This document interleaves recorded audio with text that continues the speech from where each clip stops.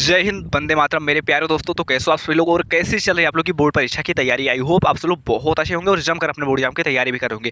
तो आज की इस क्लास में हम पढ़ने वाले हैं आपके क्लास 12 के संस्कृत दर्शिका का जो आपका चैप्टर है सुभाषित रत्नानी। इस पूरे चैप्टर का अनुवाद हम हिंदी में देखने वाले हैं बहुत ही मजेदार तरीके से। पूरे चैप्टर का एक एक लाइन सॉरी एक एक शब्द का अर्थ हम देखते चलेंगे, हिंदी में देखेंगे, बहुत ही आसान तरीके से देखने वाले हैं। और ये एक ऐसा चैप्टर है अगर आप इसे पढ़ लेते हैं तो पूरे 7 नंबर आपके यहाँ से कन्फर्म हो जाते हैं, क्योंकि आपका जो संस्कृत खंड होता है वो आपको पूरे 14 नंबर देता है। और इस 14 नंबर में 7 नंबर आपको मिलते हैं संस्कृत गद्यांश के और 7 नंबर मिलते हैं आपको संस्कृत पद्यांश के।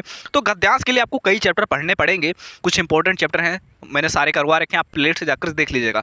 लेकिन अगर हम पद्यांश की बात करते हैं जो आपके 7 नंबर मिलते हैं संस्कृत पद्यांश के, वो अकेला एकमात्र ऐसा चैप्टर सुभाषित रत्नान की ये 7 नंबर आपके पक्के करवा सकता है अगर आप इसे पढ़ लेते हैं। तो टेंशन लेने की कोई बात नहीं है, अगर आप इस पूरे चैप्टर को पढ़ लेते हैं तो 7 नंबर कन्फर्म हो जाएगा।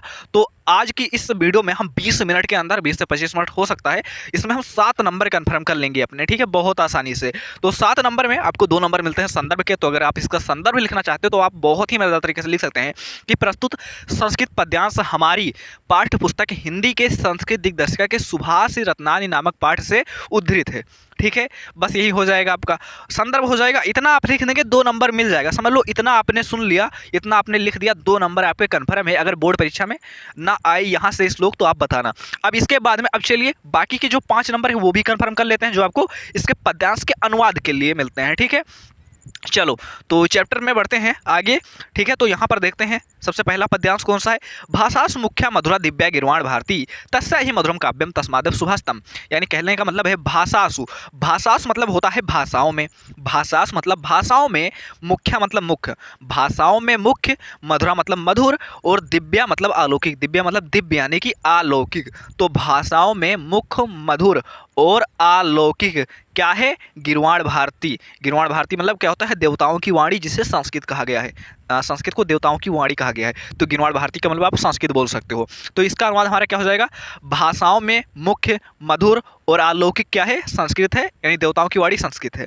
ठीक है, तस्या ही मधुरम काव्यम, तस्या मतलब उसके, तस्य होता है जब पुल्लिंग होता है, तस्या मतलब उसके, मतलब स्त्रीलिंग की बात कर रहा है। ठीक है, तो तस्या ही मधुरम काव्यम, तो उसके जो काव्य हैं वो अत्यंत मधुर हैं। तस्या ही मधुरम काव्यम, उसके जो काव्य हैं वो अत्यंत मधुर हैं।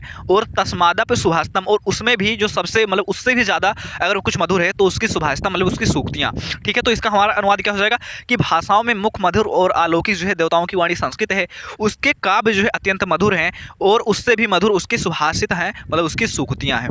ठीक है, कन्फर्म है, यहाँ तक कन्फर्म है। एक बार मैं फिर से बता देता हूँ, अच्छे समझ लीजिएगा, ये वाला पद्यांश बहुत ज़्यादा इंपॉर्टेंट है, हर साल बोर्ड परीक्षा में पूछा जाता है। ठीक है, तो भाषास मतलब भाषाओं में मुख्य, मधुर और अलौकिक जो है देवताओं की वाणी संस्कृत है, उसके काव्य अत्यंत ही मधुर हैं और उससे भी मधुर उसकी सुभाषित है, मतलब उसकी सूक्तियाँ हैं, उसके श्लोक हैं।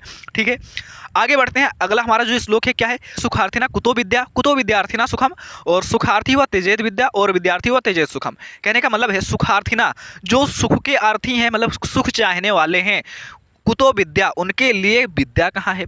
सुखार्थिना कुतो विद्या, सुखार्थी के लिए यानी सुख चाहने वाले के लिए विद्या कहाँ है। और जो है कुतो विद्यार्थिना सुखम, समझना, सुखार्थिना कुतो विद्या यानी कि इस सुख चाहने वाले के लिए विद्या कहाँ है। और जो है कुतो विद्यार्थिना सुखम, और विद्या चाहने वाले के लिए सुख कहाँ है। ठीक है, जो सुखार्थी हैं, सुखार्थी व त्यजेत विद्या, जो सुखार्थी हैं यानी सुख चाहने वाले हैं, व त्यजेत विद्या, उनको जो है त्यजेत मतलब त्याग देना चाहिए विद्या। जो सुख चाहने वाले हैं उनको विद्या त्याग देना चाहिए। और विद्यार्थी व त्यजेत सुखम, और जो विद्यार्थी हैं उनको जो है त्यजेत सुखम, उनको जो है सुख त्याग देना चाहिए। ठीक है, तो हमारा पूरा अनुवाद इसका क्या हो जाएगा कि सुख चाहने वाले के लिए विद्या कहाँ है और विद्या चाहने वाले के लिए सुख कहाँ है। सुखार्थी को विद्या त्याग देनी चाहिए, जो विद्या चाहने वाले को सुख त्याग देना चाहिए, है ना, यानी विद्यार्थी को सुख त्याग देना चाहिए। तो ये हो जाएगा हमारा। ठीक है, अगर आपको समझ में नहीं आता है तो आप जो है थोड़ा सा बेक करके देख सकते हो, है ना, थोड़ा सा आप बेक कर सकते हो। मतलब अब मैं बार बार बोलूँगा तो वीडियो थोड़ा लॉन्ग हो जाएगा। आप सभी के पास वीडियो होता है, आप एक बार देखो, नहीं समझ में आता दोबारा देखो, तिबारा देखो, जितनी बार समझ में नहीं आता आप दोबारा देख सकते हो, आपके पास वीडियो रहता है ना। चलो अगला बढ़ते हैं। अगला हमारा जो श्लोक है क्या है, जल बिंदु निपातेन क्रमशः पूर्यते घटा सा हेतु सर्व विद्यानाम और धर्मस्य च धनस्य च। ठीक है, कहने का मतलब है जल बिंदु यानी कि जल की बूंदों के निपातेन मतलब गिरने से। तो जल की बूंदों के गिरने से क्रमशः पूर्यते घटा, जो घटा है यानी घड़ा है वो पूरा हो जाता है ना, क्रमशः यानी लगातार।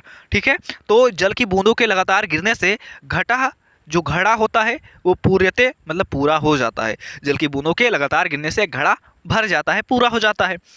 स हेतु सर्व विद्या नाम धर्मस्य च धनस्य, और जो यही कारण है, यही हेतु मतलब कारण है, वो सभी विद्याओं के लिए है, और धर्मस्य च और सभी धर्मों के लिए है, और धनस्य च और सभी धन के लिए है।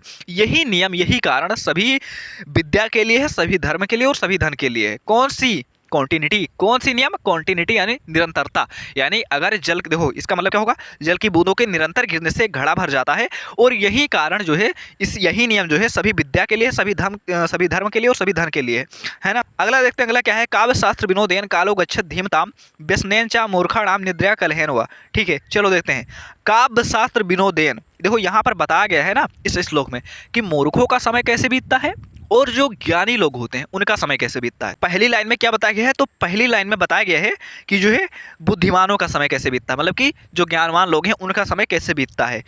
काव्य शास्त्र विनोदेन, काव्य शास्त्र विनोदेन यानी काव्य शास्त्र के विनोद में, काव्य शास्त्र के अध्ययन में, कालो गच्छत धीमताम, धीमताम मतलब जो बुद्धिमान लोग हैं उनका, कालो गच्छत मतलब उनका समय जाता है। जो बुद्धिमान लोग हैं उनका समय काव्य और शास्त्रों के अध्ययन में जाता है, काव्य शास्त्र के अध्ययन और विनोद में जाता है। ठीक है, और इसके विपरीत अगर हम मूर्खों की बात करें तो मूर्खाणाम, जो मूर्खों का समय है वो किस में जाता है, व्यसनैन मतलब बुराई में, निद्रा मतलब सोने में, कलहन मतलब झगड़ा करने में। ठीक है, तो इसके विपरीत जो मूर्खों का समय होता है वो बुराई करने में और सोने में और झगड़ा करने में बीतता है। ठीक है, समझ में आया। ठीक है, ठीक है, मैं एक बार फिर से बता देता हूँ। काव्य शास्त्र विनोदेन कालो गच्छत धीमताम, यानी कि जो बुद्धिमान लोग हैं उनका समय काव्य और शास्त्र के अध्ययन में बीतता है। इसके विपरीत जो मूर्खों का समय है वो व्यसनैन मतलब बुराई में, निद्रा मतलब सोने में, और जो है कलहन मतलब जो है झगड़ा करने में, ठीक है, बीतता है। समझ में आया? आई होप आप सभी लोग को समझ में आ गया होगा। देखो मैं यहाँ पर अनुवाद लिखकर नहीं लाया हूँ ताकि मैं आप सभी लोग को अच्छे से समझा सकूँ, लेकिन हाँ अगर आपको इसका पीडीएफ चाहिए, इसके अनुवाद का पीडीएफ चाहिए, ठीक है, तो आप सभी लोग टेलीग्राम चैनल ज्वाइन कर लो। वहाँ पर जब मैं इसकी पीडीएफ दूंगा तो उसमें इसका अनुवाद रहेगा साथ में। ठीक, अगला कौन सा है? अगला हमारा कह रहे हैं, न चौर्यहार्यम न राजहार्यम न भातृभाज्यम न भारिकार वे कृत्य वर्धत्त योम नित्यम विद्याधनम सर्वधनम प्रधानम। ठीक है, चलो देखते हैं। अब इसमें क्या बताया गया है, इस श्लोक में बताया गया है कि विद्याधन कैसे श्रेष्ठ है, विद्याधन कैसे सभी धनों में प्रधान है। ठीक है, तो ध्यान से सुनना, इसको जो है ध्यान से देखना। न चौर्यहार्यम न राज्यहार्यम, विद्याधन एक ऐसा धन है, न चौर्यहार्यम जिसे ना तो चोर चुरा सकता है, न राजहार्यम और ना ही राजा जो है इसे छीन सकता है। न चौर्यहार्यम न राजहार्यम यानी कि न चोर चुरा सकता है ना राजा चुरा सकता है। अगर यहाँ पर देखो संधि विच्छेद हुआ है, चोर मतलब चोर प्लस अहर्यम, अहर्यम मतलब छीनना। ठीक है, तो ना तो चोर चुरा सकता है और ना ही राजा छीन सकता है, और ना भातृभाज्यम और ना ही इसे भाइयों में बांटा जा सकता है, नाचा भारकार और ना ही यह जो है बोझ है। व्यय कृत्य यानी कि व्यय करने पर, वर्धत मतलब बढ़ता जाता है, एवं नित्यम प्रतिदिन। ठीक है, एवं नित्य मतलब दिन प्रतिदिन जो है इसे खर्च करने पर यह बढ़ता ही जाता है, ऐसा है विद्याधनम। विद्याधनम सर्वधनम प्रधानम, जो विद्या का धन है वो सभी धनों में प्रधान है। तो इसका अर्थ क्या हो जाएगा, विद्याधन सभी धनों में प्रधान है, जिसे ना तो चोर चुरा सकता है, ना राजा छीन सकता है, ना तो भाइयों में बांटा जा सकता है, और ना ही यह बोझ है। यह तो ऐसा धन है जो व्यय करने पर दिन प्रतिदिन बढ़ता ही जाता है। ठीक है, और विद्याधन सभी धनों में प्रधान है। ठीक है, आया समझ में? चलो अगर समझ में नहीं आता आप लोग दोबारा देख सकते हो, वीडियो आपके पास रहता है, मैंने आपको बता रखा है। अगला हमारा है, परोक्षे कार्य हंतारम प्रत्यक्षे प्रियवादिनम वर्ज एतादृशम मित्रम विस्कुंभम पयोमुखम। ठीक है, इसका अर्थ समझिएगा ध्यान से, और ये भी बहुत ज़्यादा इंपॉर्टेंट है, हर साल बोर्ड एग्जाम में पूछा जाता है। ठीक है, जो इसके ऊपर के जो श्लोक है ना बहुत ज़्यादा इंपॉर्टेंट है, जो इसके ऊपर के श्लोक हैं बहुत ज़्यादा इंपॉर्टेंट है, हर साल बोर्ड एग्जाम में पूछे जाते हैं। ठीक है, परोक्षे कार्य हंतारम, परोक्षे मतलब पीछे से, कार्य हंतारम मतलब कार्य बिगाड़ने वाले, पीछे से कार्य बिगाड़ने वाले, और प्रत्यक्षे प्रियवादिनम, और प्रत्यक्षे मतलब सामने, प्रियवादिनम प्रिय बोलने वाले। तो पीछे से काम बिगाड़ने और सामने प्रिय बोलने वाले, ऐसे आगे समझते हैं। वर्ज एता दृश्यम मित्रम, यहाँ पर संधि हुई है, संधि हुई है वर्ज एत एता दृश्यम। वर्जेत का मतलब होता है त्याग देना चाहिए, एता दृश्यम मतलब इस तरह के, मित्र मतलब मित्र को। तो पीछे से कार्य बिगाड़ने और सामने से प्रिय बोलने वाले मित्र को वर्ज एत एता दृश्यम मित्रम, इस तरह त्याग देना चाहिए जिस तरह विष कुंभम पयोमुखम, जिस तरह विष से भरे हुए और पयोमुखम मतलब मुख पर दूध लगे हुए घड़े को छोड़ दिया जाता है।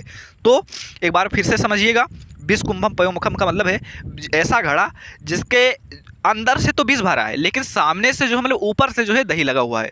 तो इसी तरह कुछ मित्र भी होते हैं हमारे जो क्या करते हैं, पीछे से काम बिगाड़ते हैं और सामने से प्रिय बोलते हैं। तो ऐसे मित्र को जो है हमें विष युक्त दूध मुहे घड़े के तरह त्याग देना चाहिए, है ना। जैसे उसको छोड़ दिया जाता है वैसे ही उसको भी त्याग देना चाहिए। तो अच्छे से इसको समझ लीजिएगा। एक बार फिर से बोल रहा हूँ कि पीछे से कार्य बिगाड़ने और सामने से प्रिय बोलने वाले मित्र को उसी तरह त्याग देना चाहिए जिस तरह विष से भरे हुए और मुख पर दूध लगे हुए घड़े को छोड़ दिया जाता है। आई होप आप सभी लोगों को समझ में आ गया होगा। आप सभी लोग मैं बार बार रिक्वेस्ट करता हूँ, अगर समझ में नहीं आता है तो 10-15 सेकंड पीछे करके भी देख सकते हैं। अब कोई दिक्कत लेने वाली बात नहीं है, क्योंकि मैं जब वीडियो बनाता हूँ तो मैं सबसे कम टाइम में वीडियो बनाता हूँ, ठीक है। तो अगर आप देखेंगे, अगर आप इसको जो है 2 बार भी देख लेंगे ना तो आपका ज़्यादा टाइम वेस्ट नहीं होगा। आधा से 30 से 40 मिनट हो जाएगा ज़्यादा से ज़्यादा बस, और 30 से 40 मिनट में आपका 7 नंबर अगर कंफर्म हो जाता है तो कोई छोटी बात नहीं है, मतलब बहुत बड़ी बात है, ठीक है। तो आप सभी लोग चैनल को सब्सक्राइब भी कर लीजिएगा अगर आपने अभी तक सब्सक्राइब नहीं किया है, क्योंकि इस तरह की क्लासेस हमेशा आती रहती हैं। साथ ही साथ आप एक बार प्लेलिस्ट जरूर चेक कीजिएगा, ठीक है। उसमें हिंदी की सारी क्लासेस आपको मिल जाएंगी। आगे देखते हैं। तो यहाँ तक हमारा हो गया। अगला है हमारा उदेति सविता ताम्र अस्ताम्र एवस्त मेति चा संपत्तो चा विपत्तो चा महातम एक रूपता, ठीक है। ध्यान से सुनना। उदेति सविता मतलब कि जब, सविता मतलब सूर्य, उदेत मतलब उदय होता है, जब सूर्य उदय होता है। ताम्र मतलब तब लाल होता है, ताम्र मतलब लाल, ठीक है। तो तब जो है वो लाल होता है, जब सूर्य उदय होता है तो क्या होता है, लाल होता है। और अस्ताम्र एवस्त मेतिचा, और जब वह अस्त होता है तब भी जो है वह लाल होता है। जब सूर्य उदय होता है तब वह लाल होता है और अस्त होते समय भी वह लाल होता है, ठीक है। एक बार ध्यान समझना, सूर्य उदय होते समय लाल होता है, एव अस्तमेतिचा ताम्र, और अस्त होने पर भी लाल होता है। सूर्य उदय होने पर और अस्त होने पर दोनों स्थितियों में लाल होता है, ठीक है।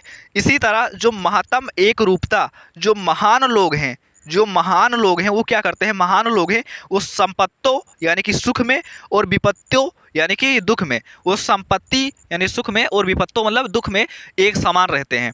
तो जो होता है, जिस तरह सूर्य जो होता है अस्त होते समय, उदय होते समय और अस्त होते समय एक समान रहता है यानी कि लाल रहता है, एक जैसा रहता है, उसी तरह जो महान पुरुष हैं, जो अलौकिक पुरुष हैं, वो भी संपत्तो चा विपत्तो चा यानी कि सुख में और दुख में दोनों ही स्थितियों में समान रहते हैं, ठीक है। जिस तरह सूर्य उदय होते समय और अस्त होते समय लाल होता है, एक समान रहता है, उसी तरह जो महान पुरुष होते हैं वो भी सुख और दुख में एक समान रहते हैं, ठीक है। आई होप आप सभी लोग को समझ में आ गया होगा, ठीक है। अगला देख लेते हैं हमारा। अब इस श्लोक में बताया गया है कि विद्या के बारे में बताया गया है कि अगर किसी दुष्ट को विद्या मिल जाए तो वो क्या करेगा, उसकी विद्या किस काम में आएगी, और अगर किसी सज्जन व्यक्ति को विद्या मिल जाए तो वो क्या करेगा, उस विद्या का कैसे उसका उपयोग करेगा, ठीक है। ध्यान से समझिएगा। सबसे ऊपर जो बताया गया है, ये ऊपर बताया गया है कि दुष्ट की विद्या, और नीचे बताया गया है एक सज्जन व्यक्ति की विद्या। ध्यान से समझना, ऊपर दुष्ट की विद्या और इस वाले लाइन में बताया गया है सज्जन की विद्या, सज्जन की विद्या, ठीक है। तो दुष्ट की विद्या ध्यान से देना, खलस यानी कि यहाँ से नीचे शुरू करेंगे, ठीक है। खलस यानी कि दुष्ट की विद्या विवादाय यानी कि विवाद के लिए है, झगड़े के लिए है। और जो धन है उसका वो मदाय, मदाय मतलब घमंड करने के लिए है। दुष्ट की विद्या, देखो खलस से विद्या यानी दुष्ट की विद्या, विवादाय मतलब विवाद के लिए है, धन मदाय यानी धन जो है घमंड के लिए है, और शक्ति जो है वो परेशान परिपीड़नाय, जो शक्ति है वो परेशान मतलब दूसरों को परिपीड़नाय मतलब पीड़ित करने के लिए है, ठीक है। क्या हो जाएगा कि दुष्ट की विद्या विवाद के लिए यानी झगड़े के लिए है, धन घमंड के लिए, और शक्ति दूसरों को पीड़ित करने के लिए है, ठीक है। दुष्ट की विद्या झगड़े के लिए है, विवाद के लिए है, धन घमंड के लिए है, और शक्ति दूसरों को पीड़ित करने के लिए है। और विपरीतम एतज्ज ज्ञानाय, और इसके विपरीत साधो मतलब कि जो सज्जन व्यक्ति की विद्या है वो ज्ञानाय मतलब ज्ञान के लिए है, और जो उनका धन है वो दानाय मतलब दान के लिए है, और जो उनकी शक्ति है वो रक्षणाय यानी कि दूसरों की रक्षा करने के लिए है, ठीक है। आई होप समझ में आ गया होगा। इसके विपरीत साधुओं की जो विद्या है वो ज्ञान के लिए है, धन दान के लिए है और शक्ति दूसरों की रक्षा करने के लिए है। एक बार मैं फिर से बता देता हूँ कि दुष्ट की विद्या विवाद के लिए, धन घमंड के लिए और शक्ति दूसरों को पीड़ित करने के लिए है। और इसके विपरीत जो सज्जन की विद्या है वो ज्ञान के लिए है और धन दान के लिए है और शक्ति दूसरों की रक्षा करने के लिए है। ठीक है, समझ में आ गया? आई होप अच्छे समझ में आ गया होगा। आगे बढ़ते हैं और देखते हैं अगला हमारा कौन सा है। भाषा विदित न क्रियम अविवेका परमा पदाम पदम विवृते ही विमरस कारिणाम गुणलुब्धा स्वयमेव संपदा। ठीक है, ध्यान से समझना इसका अर्थ। सहसा, सहसा मतलब अचानक, सहसा मतलब क्या होता है? अचानक, अचानक। विदित मतलब करना चाहिए, अचानक करना चाहिए ना, नहीं करना चाहिए। ठीक है, अचानक नहीं करना चाहिए, अचानक जो है नहीं करना चाहिए। क्या नहीं करना चाहिए? क्रियाम, क्रिया को यानी किसी कार्य को, तो किसी कार्य को अचानक नहीं करना चाहिए। ठीक है, सहसा मतलब अचानक, विदित मतलब करना चाहिए, नहीं क्रियाम, तो अचानक से कोई कार्य नहीं करना चाहिए। और यहाँ पर देखो संधि हुई है, क्रियाम प्लस अविवेका लिखा हुआ है, क्रियाम प्लस अविवेका। ठीक है, तो यहाँ तक हमने समझ लिया कि अचानक से कोई भी काम नहीं करना चाहिए। अविवेका परम पदाम पदम, यानी कि जो अविवेक है, बुद्धि का सही से प्रयोग ना कर पाना, यानी कि जो अविवेक है वो परम पदाम यानी कि परम आपदाम यानी कि परम विपत्तियों का पदम है, स्थान है। अविवेक जो है वो विपत्तियों का स्थान है। ठीक है, अचानक से कोई कार्य नहीं करना चाहिए, अविवेक विपत्तियों का स्थान है। ठीक है, विरुद्धते ही मतलब कि विरुद्धते मतलब चयन करती हैं या वर्ण करती हैं, वर्ण करती हैं। ठीक है, वर्ण करती है ही मतलब अवश्य ही, ब्रह्मिश परिणाम मतलब कि बुद्धिमान व्यक्तियों को, गुण लुब्धा मतलब गुणों की लोभी, स्वयं स्वयं ही संपदा संपत्तियाँ। ठीक है, तो क्या हो जाएगा? अचानक से कोई कार्य नहीं करना चाहिए। जो अविवेक है वो आपत्तियों का परम स्थान है, आपत्तियों का स्थान है। ठीक है, जो गुणों की लोभी लक्ष्मी है, गुणों की लोभी लक्ष्मी है, गुणों की लोभी संपत्तियाँ हैं, वो स्वयं ही ब्रह्मस्य कारिणाम यानी कि गुणवान पुरुषों को चयन कर लेती हैं। ठीक है, तो क्या हो जाएगा हमारा कि अचानक से कोई कार्य नहीं करना चाहिए। जो अविवेक है वो परम विपत्तियों का स्थान है, जो गुणों की लोभी लक्ष्मी है वो स्वयं ही गुणवान पुरुषों का वर्ण कर लेती हैं। ठीक है, समझिएगा। चलो आगे बढ़ते हैं। आगे हमारा है, अगला हमारा क्या है?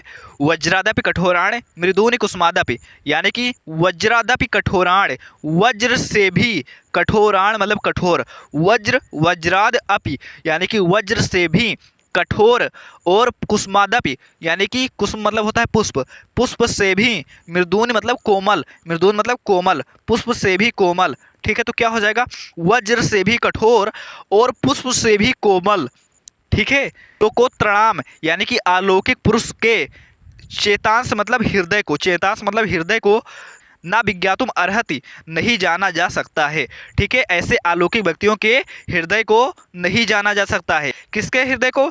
जिद देखो, वज्र से भी कठोर और पुष्प से भी कोमल हृदय वाले अलौकिक व्यक्तियों के हृदय को नहीं जाना जा सकता है, या फिर कौन जान सकता है। ठीक है, ये हो जाएगा हमारा।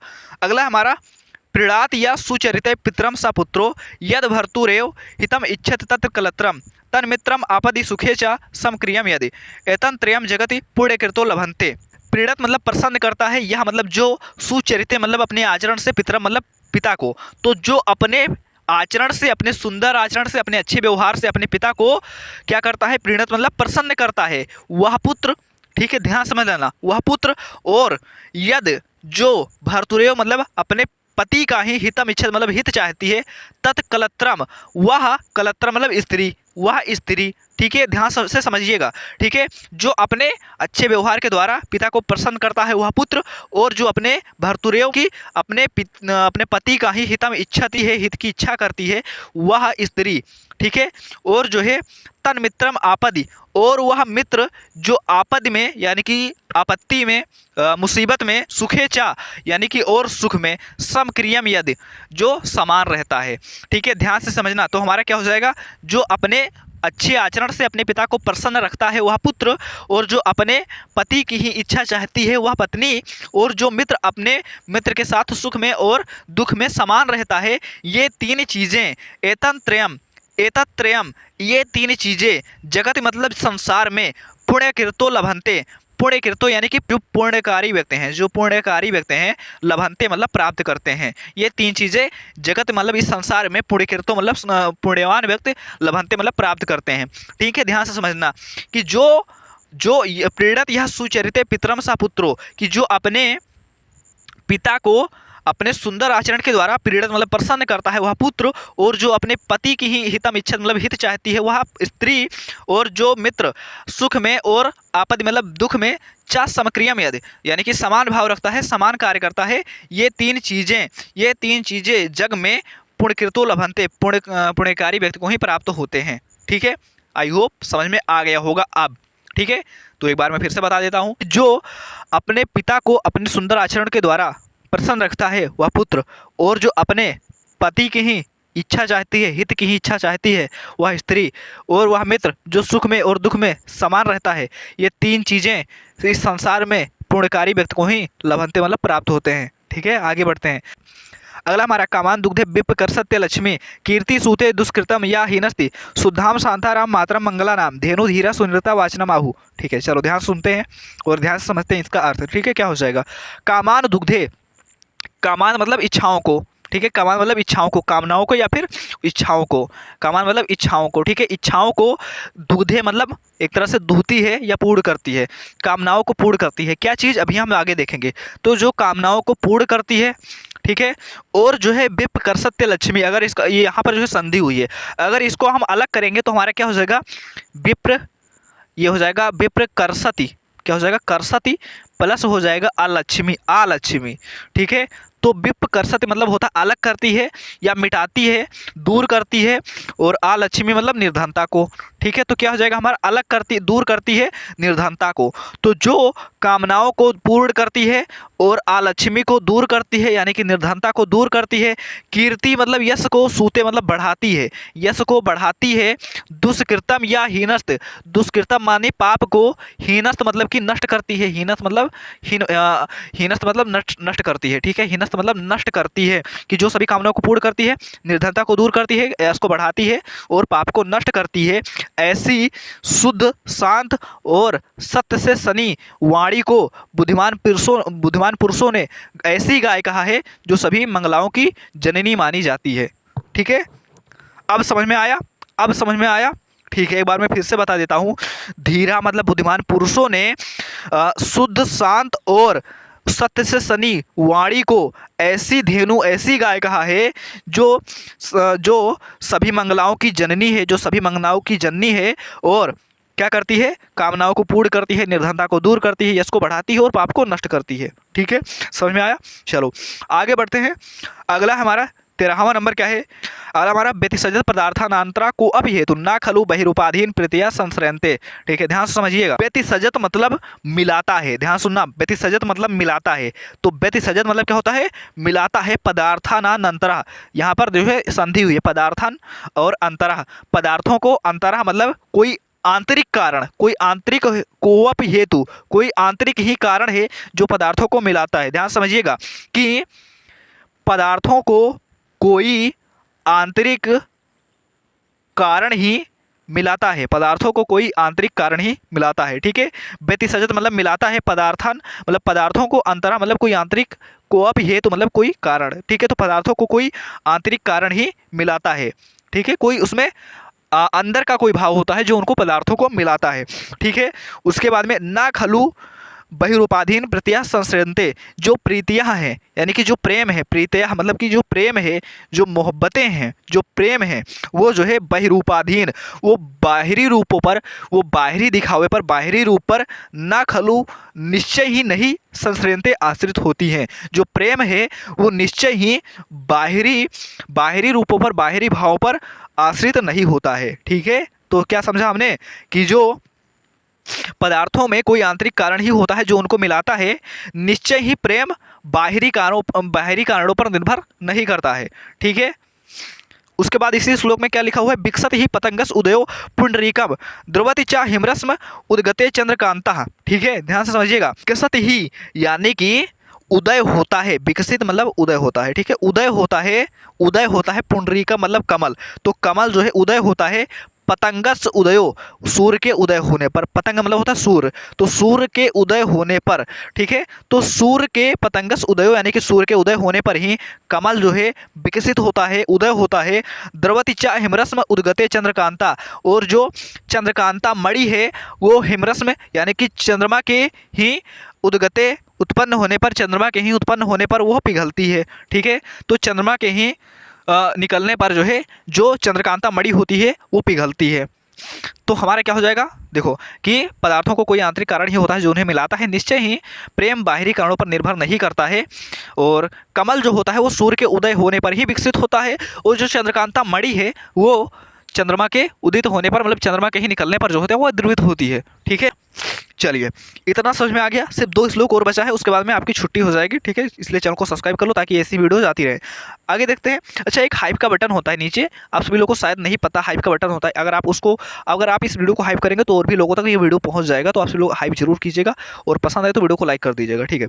चलो आगे देखते हैं। जो 14वां नंबर है क्या है, निंदन्तु नीत निपुणा यद वा स्तुवन्तु लक्ष्मी समाविशतु गच्छतु या यथेष्टम अद्येव वा मरणमस्तु युगान्तरे वा, ठीक है। न्यायात पथा पर विचलन्ति पदम ना धीरा, ठीक है, ध्यान से समझिएगा, इंपॉर्टेंट है। निंदन्तु यानी कि चाहे तो निंदा करें, एक सेकंड, नीति निपुणा जो नीति से निपुण व्यक्ति हैं वो निंदन्तु यानी कि चाहे निंदा करें, और वा स्तुवन्तु या स्तुति करें यानी कि प्रशंसा करें, ठीक है, प्रशंसा करें। जो नीति से निपुण लोग हैं, जो नीति से निपुण लोग हैं वो चाहे निंदा करें और चाहे प्रशंसा करें, ठीक है। लक्ष्मी समाविशतु यानी कि लक्ष्मी जो है समाविशत मतलब आए, या फिर गच्छतु मतलब चली जाए, व अथेष्टा मतलब कि अपनी इच्छा के अनुसार, चाहे लक्ष्मी आए और इच्छा अनुसार चली जाए। अद्येव, अद्येव मतलब आज ही, अद्येव मतलब क्या हो जाएगा, आज ही, आज ही मरणम अस्तु मतलब मरण हो, या फिर युगांतरे वा, या फिर युगांतरे यानी कि युग के अंत में, या फिर युग के अंत में, चाहे आज ही मरण हो चाहे युग के अंत में, ठीक है। न्यायात यानी कि न्याय से, न्यायात पथा, न्यायात पथा यानी कि न्याय के पथ से, पर विचलन्ति पदम ना धीरा यानी कि धीर पुरुषों के पद जो हैं, उनके जो पैर हैं वो विचलित नहीं होते हैं न्याय के पथ से, ठीक है। तो क्या हो जाएगा, एक बार फिर से समझ लीजिएगा। निंदन्तु नीत निपुणा यद्वा स्तुवन्तु, चाहे नीति से निपुण व्यक्ति चाहे निंदा करे चाहे प्रशंसा करे। लक्ष्मी समाविशत मतलब आए, या गच्छत हुआ यथेष्टम चाहे अपनी इच्छा अनुसार चली जाए। अद्येव वा मरणमस्तु चाहे आज ही मरण हो, युगांतरे वा या फिर चाहे युग के अंत में। जो धीरा यानी कि जो महान पुरुष हैं, ठीक है, वो उनके जो पद हैं वो विचलित नहीं होते हैं न्यायात पथा, न्याय के पथ से, ठीक है। तो एक बार मैं फिर से बोल दे रहा हूँ, आप सभी लोग ध्यान से सुन लीजिएगा किस तरह लिखेंगे कि नीति से निपुण लोग चाहे निंदा करें चाहे प्रशंसा करें, लक्ष्मी इच्छा अनुसार आए या चली जाए, चाहे आज ही मृत्यु हो या फिर युग के अंत में। लेकिन जो धीरवान पुरुष होते हैं, जो महान पुरुष होते हैं, उनके पद कभी भी न्याय के पथ से विचलित नहीं होते हैं, ठीक है। समझ में आ गया होगा, आई होप, ठीक है। आखिरी है आपका, लास्ट आपका श्लोक जो है क्या है, ये क्या हो जाएगा हमारा, ऋषियों राक्षसीम आहु, कि ऋषियों ने जो है राक्षसीम आहु वचनम उन्मत्त दृप्तयो, जो उन्मत्त और घमंडी लोगों की वाणी है, जो उन्मत्त और घमंडी लोगों की वाणी है, ऐसी वाणी को ऋषियों ने राक्षसीम आहु मतलब राक्षसी वाणी कहा है। सा योनि वह जो है जन्म का स्थान है, या फिर जो जन्म देने वाली है, सर्व बैराणाम सभी प्रकार के बैरों को, और शाही लोकस नृत्य और जो लोक के यानी कि संसार के नृत्य मतलब सभी विपत्तियों का कारण है, ठीक है। तो एक बार फिर से समझ लीजिएगा। ऋषियों राक्षसी माहू, ऋषियों ने राक्षसी वाणी कहा है उन्मत्त और अहंकार से भरी वाणी को, जो सभी बैरों की, सभी प्रकार के बैरों की जननी है, जन्म देने वाली है, और जो है संसार की विपत्ति का कारण है, ठीक है। तो क्या हो जाएगा हमारा कि ऋषियों ने उन्मत्त और अहंकार से भरी वाणी को राक्षसी वाणी कहा है, जो सभी प्रकार के बैरों को जन्म देती है और इस संसार की विपत्तियों का कारण है, ठीक है। अब समझ में आ गया होगा, आई होप। पूरा चैप्टर हमने समाप्त कर दिया, 15 श्लोक थे, 15 के 15 श्लोक हमने समाप्त कर दिए हैं। अगर आपने पूरा चैप्टर हमारे साथ पढ़ा है, 30 मिनट आई होप लगा होगा ज़्यादा से ज़्यादा, ठीक है, लेकिन जो है पूरा चैप्टर आपको आसानी से समझ में आ गया होगा, ठीक है। और यहाँ से 7 नंबर कन्फर्म होता है, गारंटी लिख लो, 101% यहाँ से एक श्लोक तुमको मिल ही जाएगा, 101% यहाँ से एक श्लोक यहाँ से आ रहा है, मतलब आता यही से आएगा, कोई दो राय है ही नहीं, ठीक है। तो आई होप आप लोग को समझ में आ गया होगा, पूरा चैप्टर आपने बहुत अच्छे से पढ़ लिया होगा। इसका जो PDF होगा अनुवाद के साथ, एक बार अनुवाद जरूर देख लीजिएगा, मैं PDF दे दूंगा टेलीग्राम चैनल पर, लिंक जो है डिस्क्रिप्शन में मिल जाएगा, जाकर ज्वाइन कर लीजिएगा, ठीक है। तो ऐसे ही और वीडियोज़ के लिए चैनल को सब्सक्राइब कर लेना। और कमेंट करके बताना आपको नेक्स्ट वीडियो किस टॉपिक पर चाहिए, ठीक है। और ऐसा ही देखते रहिए और पढ़ते रहिए, मुस्कुराते रहिए, देखते रहिए अपना पसंदीदा चैनल ज्ञानोदय कोचिंग क्लास। धन्यवाद।